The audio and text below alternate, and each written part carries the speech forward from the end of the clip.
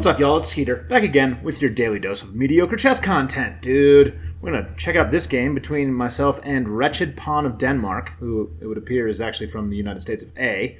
So who knows what that name means, but maybe this pawn's from Denmark. I don't really know, but we're going to play some book moves here. I'm going to play a Caro-Kann. We're going to exchange those pawns. He's going to play this isolated pawn system, which is interesting. I feel like that gives me a target for the rest of the game, so pretty happy to see this.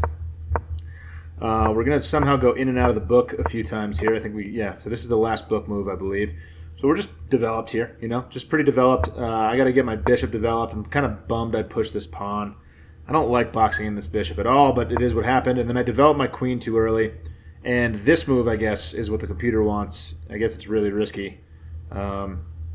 This pawn getting just driven up the center is pretty sketchy, but he didn't find it, so we're all good there. I castle, and for some reason it's not a problem anymore, so whatever. So I'm going to take this pawn. He just gives me a pawn for free, which I appreciate, And now my queen's in the center of the board, which is a little sketchy, but I can get it out of there. So he lines up this little battery towards this pawn. My knight's protecting for now, but definitely a problem. I pushed this pawn. I guess I should have continued attacking. I don't really know what's going on there, Who knows?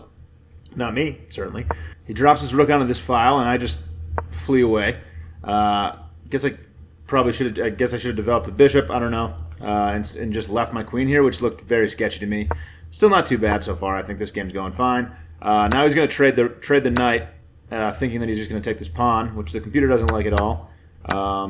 Unsure why. I move my king here. And he just offers a trade of bishops. And now there's like a bunch of tension. I guess this is probably pretty sketchy for him. Yeah, the knight's just hanging. The knight is hanging currently. And I'm just going to go ahead and not notice it for like a pretty long time. It wanted me to take the knight, but if I lost my bishop there, I don't really understand how that works. So if I take the knight, he takes... Oh, because if I take back the queen, I'm threatening the rook, I guess? Is the point? Okay, so we both have kind of a tempo there. All right, that makes sense. So we keep this rolling. I'm just going to go ahead and not notice that the knight is hanging again, which is great, Which is great, dude. We're having a good time out here, just not noticing hanging pieces. And then he moves the knight out of the way, and I don't notice that the rook is behind the knight, and just move my queen to here, offer a queen trade.